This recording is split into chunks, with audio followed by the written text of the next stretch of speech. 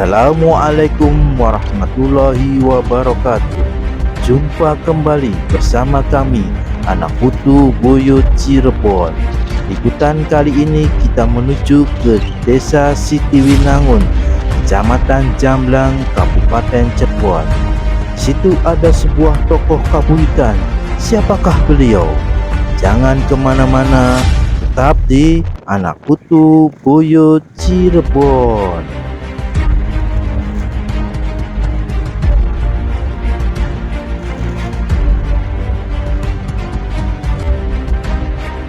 Buyut Kebagusan.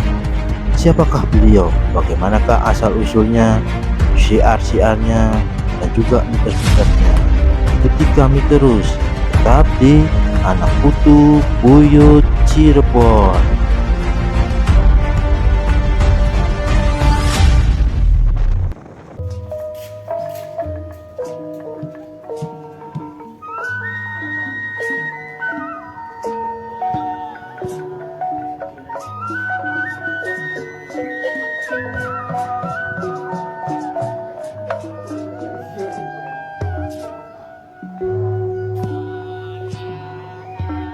Assalamualaikum warahmatullahi wabarakatuh. Jumpa kembali bersama kami, Anak Putu Buyut Cirebon. Sekarang kami berada di Makom Buyut Kebagusan. Alhamdulillah kami sudah mendapat izin dari juru kunci atau tokoh masyarakat Buyut yang ada di sini. Ikuti kami terus, jangan kemana-mana. Jaga terus agama, adat, budaya, tradisi Cirebon. Tetap di Anak Putu Buyut Cirebon.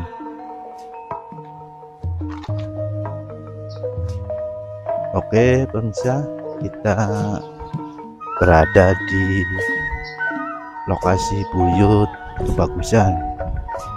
Dan ini adalah peninggalan dari Buyut Kebagusan, yaitu Masjid Keramat Kebagusan.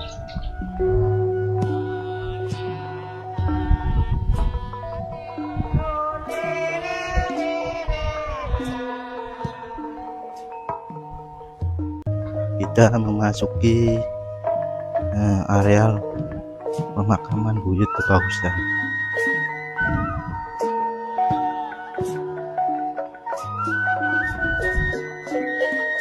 Assalamualaikum.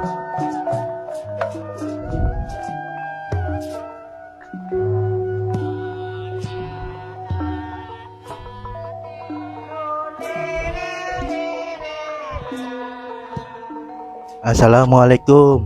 Waalaikumsalam warahmatullahi wabarakatuh. Alhamdulillah, alhamdulillah. Pada Kang Mbah Buyut Kebagusan, monggo, monggo. Iya.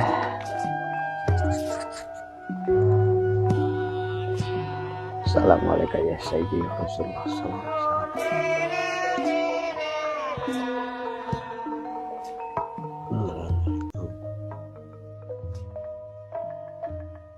Nah, ini Mbah Buyut Kebagusan. Monggo. Jadi di dalam itu petilasan atau makom? Makom Mbah Buyut Kebagusan di sini. Nah, ini pecilnya. Nah, Mbah Buyut Ki Kertia, ya. Kemudian yang di luar Mbah Buyut Kalis, anaknya juga. Kalau ini boleh dikatakan ya putra, ya murid. Ini Mbah Buyut Sabar. Ini Mbah Buyut Akub. Ya. Kalau yang di luar Mbah Buyut Sabar. Mbah Buyut Sabar. Mbah Buyut Ki Jagabaya. Ki Jagabaya. Nah, ini Mbah Buyut Sabar, Mbah Buyut Akub, Mbah Buyut Ki Jagabaya. Ki Jagabaya. Nanti yang di pojok sana Mbah Buyut Ki Pajar. Ki Pajar. Nah, jadi Mbah Buyut Kebagusan, Mbah Buyut Ki Kertia, Mbah Buyut Sabar, Mbah Buyut Akub, Mbah Buyut Ki Jagabaya, Mbah Buyut Kalis, yang paling pojok sana Mbah Buyut Ki Pajar. Monggo, monggo.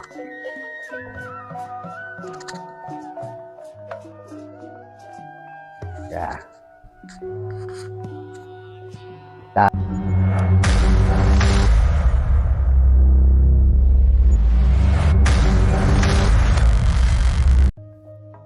Oke, Pak Lepe. Saya ingin menanyakan sebagai tim anak putu Buyut Cirebon itu buyut kebagusan asal usulnya bagaimana, Pak Lepe? Oh gitu. Sebelumnya saya ucapkan banyak terima kasih untuk tim anak putu Buyut Cirebon. Mudah-mudahan kedupian jenengan sedaya niki menambah ilmu pengetahuan, Amin. berkah buat kita semuanya.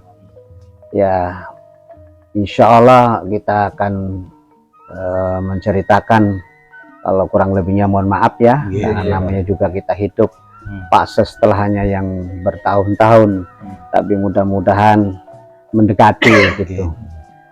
Yang pertama, sebetulnya di buyut kebagusan ini ada 3 fase, ada 3 fase.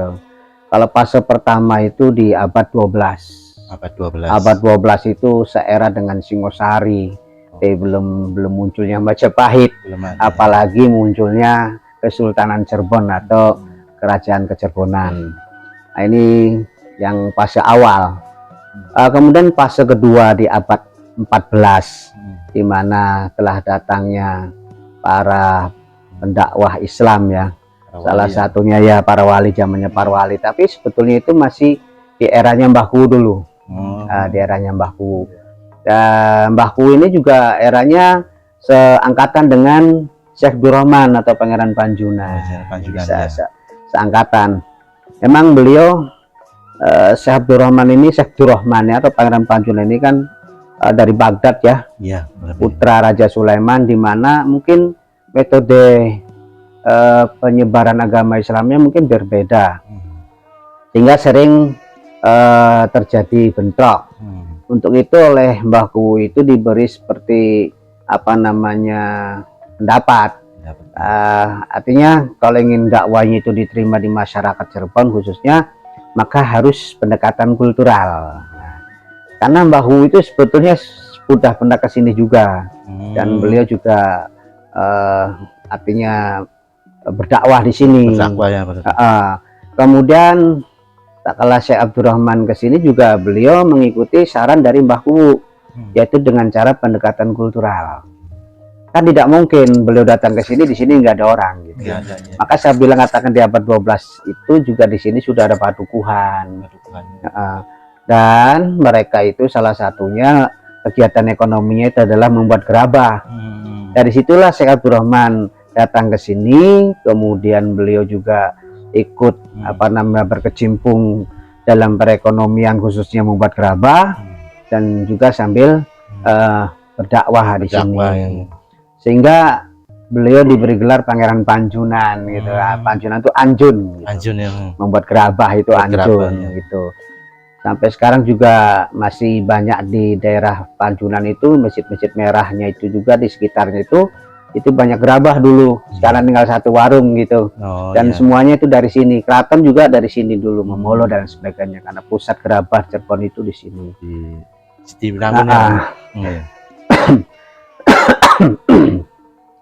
Kemudian Syekh Abdurrahman atau Pangeran Panjunan ini nggak lama di sini. Kemudian setelah itu beliau punya anak Carang Gelaga, Carang Widuri, Ki Buyut Sadun atau Buyut Gamal, dan kemudian punya anak Mbah Buyut Kebagusan. Jadi turunan yang keempat. Turunan yang keempat kembali lagi di sini. Namanya Syekh Dinurja. Syekh Dinurja. Syekh Dinurja ini nanti punya keturunan, salah satunya adalah Mbah Buyut Kalis atau Ki Bagus Lahir, dan Mbah Buyut Ki Kertia atau Ki Bagus Iman. Nanti yang punya keturunan daerah Wangunarja ke sana. Kalau Mbah Buyut Kalis ini keturunannya nanti ke arah barat, para pedalangan, nanti seniman beliau. Pedalangan, dalang akhir, dalang wari, dalang topeng, ada di wilayah barat itu turun dari Mbah Buyut Kalis atau Mbah Buyut Kalis. Satu lagi yaitu anaknya Mbah Buyut Ki Bagus Penganten. Ki Bagus Penganten ini beliau nggak punya keturunan, tugas. Yang di Barapannya. Ya, itu nanti kalau cerita Mbah Wiyut Barapan nanti kalau kita berada di sana. Karena sejarahnya itu beda. Siap. Itu sejarah sekilasnya, insya Allah. Nah, kalau yang di Buyut Semila, Pak Lebih? Ke Semila juga memang turunan dari sini, karena kalau orang dulu itu ya murid ya anak, seperti yang di dalam itu banyak ada Mbah Wiyut Sabar, ada Mbah Wiyut Aku gitu. Itu nanti falsafahnya juga nanti kita terangkan, itu nama-nama itu sebetulnya merupakan nasihat buat kita semuanya gitu. Sejarah ya berarti. Oke. Nah, terus lanjut ke siar-siarnya Pak Lebih. Buyut kebagusan di masa itu apa yang perkembangannya gitu. Beliau luar biasa sekali, subhanallah. Maka beliau sampai beri gelar kebagusan itu kan, yang memberi gelar bukan dirinya kan. Artinya orang-orang lain, di mana notabene yang memberi gelar juga bukan orang sembarangan. Tapi subhanallah kita artinya berbangga dengan beliau, dan mudah-mudahan beliau juga di sana diberikan kenikmatan Allah Subhanahu wa Ta'ala gitu. Jadi syiarnya jelas ya, artinya membawa misi agama Islam dengan metode yang pertama itu salah satunya adalah metodenya dengan pendekatan kultural tadi, yaitu dengan seni budaya salah satunya. Kemudian tetap kalau dakwah syiar Islam secara utuh sih ya, tapi kan kita tahu sendiri ya, waktu itu kan memang Islam itu kan datang ya fasenya setelah fase agama-agama yang terdahulu ya. Betul, tapi dengan pendekatan seni budaya juga beliau lakukan gitu. Jadi apa namanya, seperti nanti di arah Wangunarja itu kan menuruni nenek moyangnya itu apa namanya, Brai. Karena Brai itu kan dibawa oleh Syekh Abdurrahman kan. Jadi nurunin beliau di sana di Wangunarja itu. Nanti Wangunarja, Bakung itu banyak ya. Nah, nanti yang lainnya adalah para pedalangan itu, para pedalangan yang Mbah Wiyut Kalis, ada Mbah Wiyut Lahir itu pedalangan. Artinya itu, dan beliau juga apa namanya memiliki kitab ya Al-Quran, artinya di situ juga artinya mengajarkan bagaimana untuk apa namanya memahami Al-Quran ya, baik secara bacaan dan secara intinya dan sebagainya. Dan Al-Quran masih dirawat dengan rapih gitu. Jadi seperti itu cara berdakwah beliau. Merupakan bukti sejarah semasa beliau ada di sini dan hidup menyiarkan agama Islam itu ya Pak Lebih. Salah satunya juga gerabah itu kan ketahanan ekonominya gitu. Atau kerajinan ya Pak Lebih. Kerajinan. Jadi ada 3 peninggalan, yaitu Al-Quran sebagai pusat ilmu pengetahuan, kemudian untuk ekonomi adalah gerabah, untuk ibadah dan pusat, kalau orang bilang sih pusat pemerintahan atau pusat kegiatannya adalah Masjid Keramat. Jadi luar biasa beliau apa namanya mempersiapkan dakwah-dakwahnya itu. Nah, yang selanjutnya Pak Lebih yaitu mitos yang ada di sini itu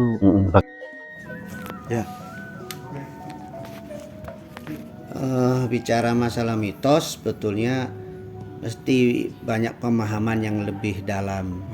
Seperti orang bilang dulu, orang tua saya bilang dulu atau turun temurun itu, orang sini dulu nggak boleh naik haji katanya.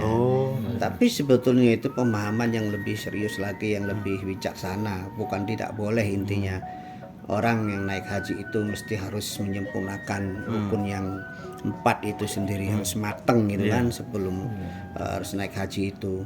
Dan yang kedua, naik haji itu kan ibadah yang luar biasa luar biasa. Artinya bukan berarti tidak boleh. Haji itu kan dalam firman Allah itu walillahi ala nasi hijjul baiti man istata'a ilaihi sabila. Jikalau mampu gitu kan. Artinya lantas bagaimana ke orang-orang yang tidak mampu itu kan kasihan. Maka sebetulnya ada ibadah-ibadah haji, pahala-pahala seperti ibadah haji yang mesti harus dilakukan sebetulnya kalaupun kita tidak mampu. Tidak mampu ya. Seperti saya kira ziarah kubur itu di hari Jumat itu seperti ibadah haji, Ibadah gitu haji. pahalanya. Karena ibadah haji juga sama ziarah kepada orang tua dan ziarah kita ke kuburan juga sama ziarah orang tua, sama intinya.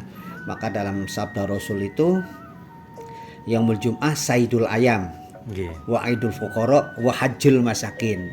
Hari Jumat itu adalah hari tuannya hari yang 7, hari rayanya kaum miskin dan hajinya kaum fakir. Nah itu di hari Jumat itu maka para alim ulama dulu tuh menganjurkan ya ziarahlah ke makam-makam pertama orang tua, yang kedua para sesepuh, para karuhun, para leluhur ya. karena di situ ada seperti ibadah haji. Nah, saya kira pemahaman yang lebih bijak seperti itu. Karena yang lainnya juga kalau mau ibadah haji kan bagaimana kita harus 40 ke depan, keluarga dan saudara-saudara tetangga ke depan. Baik, untuk adat dan tradisi di sini kita awali dari adat dan tradisi beribadah ya. Artinya kita masih melestarikan khususnya di hari Jumat itu. Sebelum Jumat itu ada semacam namanya wajib itu. Jadi ujiannya wajib itu menerangkan tentang bagaimana perjalanan manusia ihram, tentang Nabi gitu. Setelah itu nanti beranjak ke Mintaraga. Mintaraga itu adalah nanti adan papat. Adan papat dulu, setelah adan papat sholat sunnah, setelah sholat sunnah nanti Mintaraga. Mintaraga itu minta kehadiran sang khotib. Jadi masih dirawat di sini tata cara ibadah di hari Jumat, di hari raya juga begitu. Nanti ada tradisinya juga gitu, tradisi untuk ibadah gitu. Berarti khusus hari Jumatnya. Iya, hari Jumat dan hari raya. Hari raya. Ada 4 orang. Hari raya enggak ada papat, tapi ada semacam ritualnya juga gitu. Oh iya. Artinya memang kalau di Bedar itu nanti kita nggak bisa sampai sore ini. Bedar kenapa harus ada papat, kenapa Siti Winangun dan sebagainya, kenapa bagusan itu nanti akan ada kaitannya kenapa harus 4 itu nanti bagaimana takala Allah itu menciptakan orang 4 bulan itu kan nanti ada kaitannya dengan nama Siti Winangun itu apa. Kita ini semuanya orang Siti Winangun. Kalau bukan Siti Winangun bahasa jin. Siti itu tanah, Winangun dibangun. Ada yang membangun Gusti Allah kan. Kalau yang dibangun oleh orang sini ya celengan kan rumahnya. Tapi bagaimana juga kita ini Siti, tanah yang dibangun oleh Allah kan. Mau nggak mau kita ini Siti Winangun. Ada Sophia kan. Iya, Sophia itu. Kemudian adat yang lainnya tradisinya adalah yaitu namanya kebas atau membersihkan Al-Quran gitu ya. Dan gaman-gaman itu biasanya di Rema Cilik. Rema Cilik di masjid itu nanti Al-Quran dan perangkat gaman atau peninggalan beliau itu dibersihkan semuanya. Nanti kalau Al-Quran dikebet satu-satu gitu. Dan yang kedua nanti di Maulid. Pas di 12 Maulid, tapi bukan di umum ya, biasanya beda 1 hari itu. Jadi di abogenya itu sama dengan keraton, dengan ini itu nanti juga di situ dibersihkan kembali gitu. Di samping adat sedekah bumi dan sebagainya itu masih berjalan. Kemudian adat-adat orang yang mau bikin gerabah itu ada adatnya semuanya. Itu banyak sekali kalau kita Bedar nanti enggak. Nah, tapi biasanya kalau untuk acara haul atau ngunjung buyutnya itu jatuhnya tepatnya di bulan apa? Untuk ngunjung buyut di sini memang semenjak beliau itu memang diadakannya kalau di sini cuma selamatan saja ya. Tapi diadakannya nanti kita dikembalikan ke desa yang namanya festival itu. Di festival saja. Karena kita tidak bisa diterangkan kenapa ngunjung buyut di sini tidak ada gitu. Adanya di festival. Gitu. Kita jadikan satu di situ semuanya. Karena ada beberapa yang mesti kita pikirkan, satu ya lokasinya sempit gitu kan. Nanti kayak nanggap sandiwara juga nanti orang kan ngedak-ngedak kuburan dan sebagainya, banyak pertimbangan yang kita inikan lah. Maka kita bikin tetap sebagai bentuk kesyukuran kita itu nanti di festival itu di Siti Winangun udah 2 tahun kita adakan. Oke, gitu aja Pak Lebe. Terima kasih. Siap. Kami anak tim Putu Buyut Cirebon sudah diizinkan untuk mengupas meliput di Buyut Kebagusan. Amin. Semoga apa yang kami tayangkan bisa untuk anak cucu yang yang pemirsa lain. yang lain bahwa sejarah atau kebuyutan di Cirebon itu satu harus dilestarikan, dan juga untuk mengingat supaya jangan lupa ya Pak Lebe. Betul. Apalagi di zaman sekarang anak muda yang jarang sekali ingin mengetahui kebuyutan atau sejarah leluhur. Terima kasih Pak Lebe. Ya, atas sama-sama waktunya. semuanya. Dan Alhamdulillah. Mudah-mudahan berkah buat Amin. kita semuanya. Jangan kemana-mana, jaga terus agama, adat, budaya, tradisi Cirebon. Tetap di Anak Putu Buyut Cirebon. Ya Pak Lebe, Ya. Masjid Keramat Buyut Kebagus ini termasuk peninggalannya Pak Lebe. Betul, salah Apa? satu peninggalan beliau. Oke. Di mana ada 3 peninggalan tadi, Al-Quran, ekonomi kreatif atau gerabah, Oke. dan sarana ibadah atau tempat ibadah atau sholat. Apa boleh? Mari kita Enggak. lihat. Enggak.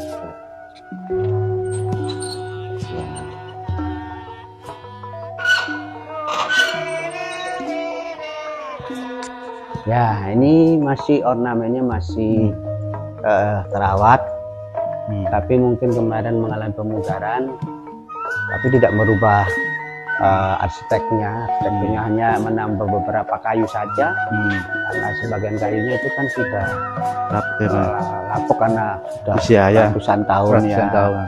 Tapi tetap tidak merubah arsitekturnya yang lama. Dan ini kalau nggak salah ini hampir sama dengan Masjid Cipta Rasa ya, ini miniaturnya. Miniaturnya ya Pak Lebe. Biasanya begitu, saka papat itu. Dan biasa kalau masjid-masjid tua itu selalu seperti itu. Di atasnya kayak bintang 6 itu. Bintang 6 ya Pak Ya, Lebe. seperti itu. Saya lihat di masjid-masjid keramat yang lain juga ciri khasnya seperti itu, atau mungkin dulu itu merupakan bentuk ciri dari masjid-masjid tua Cirebon mungkin ya. Tapi biasanya seperti itu. Ini pengimamannya atau mimbarnya ini juga dari lama, sudah lama. Ini juga ada beberapa yang dipotong aja di bawahnya itu. Tapi ini sepertinya tidak mengalami perubahan seperti ini. Dan itu cisnya, ini ya tombaknya, tongkatnya masih dari dulu seperti itu. Masih alami ya Pak Lebe. Dan kemudian biasanya mitos di sini atau tadi di sini, ya Allah alam ya, itu khotibnya nggak boleh, artinya khotibnya harus satu, kecuali memang kalau udur gitu, tapi harus punya khotib pancer gitu, khusus yang ya. Jadi ini memang nggak ganti-ganti setiap Jumat gitu. dan Harus ada pancernya. Dan biasanya kalau hari Jumat khususnya kayak adzan itu 4 orang ya. 4 orang. 4 orang. Dan untuk hari besar lainnya, hari besar lainnya sih tidak 4 orang, tapi lagu-lagunya sama gitu. Sama. Minta raganya sama gitu. Oke, gitu aja berarti. Ya.